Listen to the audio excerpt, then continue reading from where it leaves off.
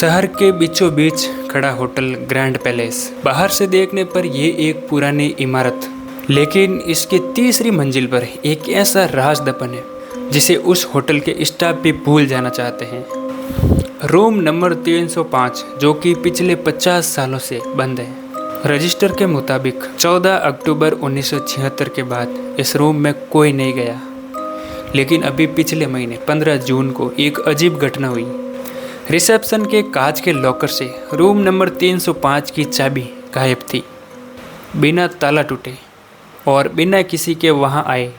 एक डिटेक्टिव होता है जिसका नाम है कबीर, और कबीर को है ना ज़्यादा सुलझे हुए केस पसंद नहीं है। जब होटल के मैनेजर ने घबराते हुए कबीर को कॉल किया तो कबीर को लगा कि शायद कोई मामूली चोरी है, लेकिन कबीर गलत था। तीसरे फ्लोर का वो कॉरिडोर, उसकी हवा में एक अजीब सी भारीपन थी। ऐसा लग रहा था कि जैसे मानो समय वहाँ आकर रुक गया हो।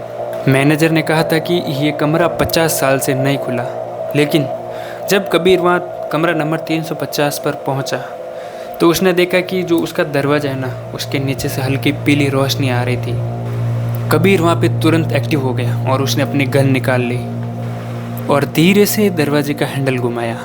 दरवाज़ा पहले से खुला हुआ था और जो अंदर का नज़ारा है वो किसी झटके से कम नहीं था। कमरे में कोई धूल नहीं, कोई जाले नहीं, वो एकदम साफ सुथरा कमरा था, जैसे मानो कि कोई अभी अभी यहाँ से उठकर चला गया हो। उस कमरे में एक पुरानी 70s की परफ्यूम की महक आ रही थी और वहीं पास में टेबल पर रखी कॉफ़ी से भाप निकल रही थी। और वहाँ अखबार जो पड़ा था वो आज का नहीं था, वो 14 अक्टूबर 1976 का था। कबीर का लॉजिकल दिमाग कह रहा था कि ये एक बहुत ही रची रचाई साजिश है। और तभी कबीर की नज़र एक टेबल पर रखी ब्लैक एंड वाइट तस्वीर पर पड़ी। उस तस्वीर के ऊपर आज की तारीख यानी 15 जून लिखी हुई थी, लेकिन जो सन है वो था 1976। कबीर ने उस तस्वीर को पलट कर देखा।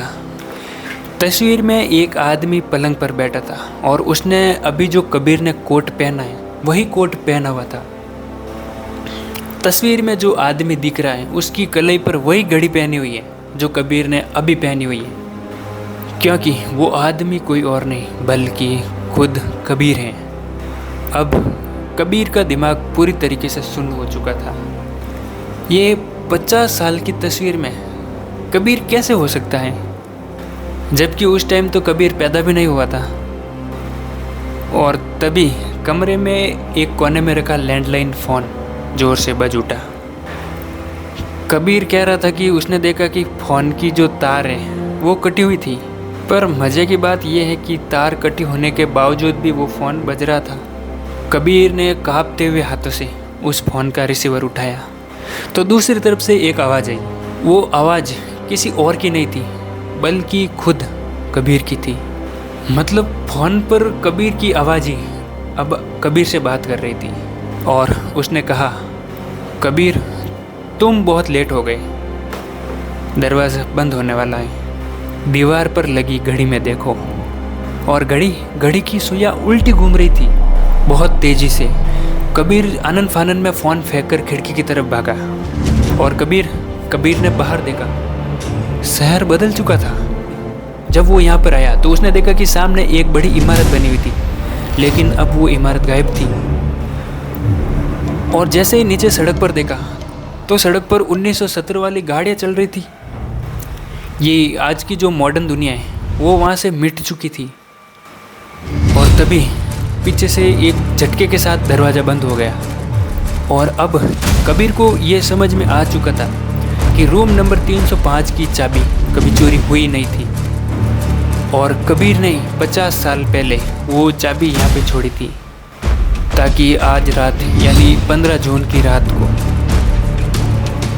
कबीर खुद कबीर को यहाँ पे बुला सके।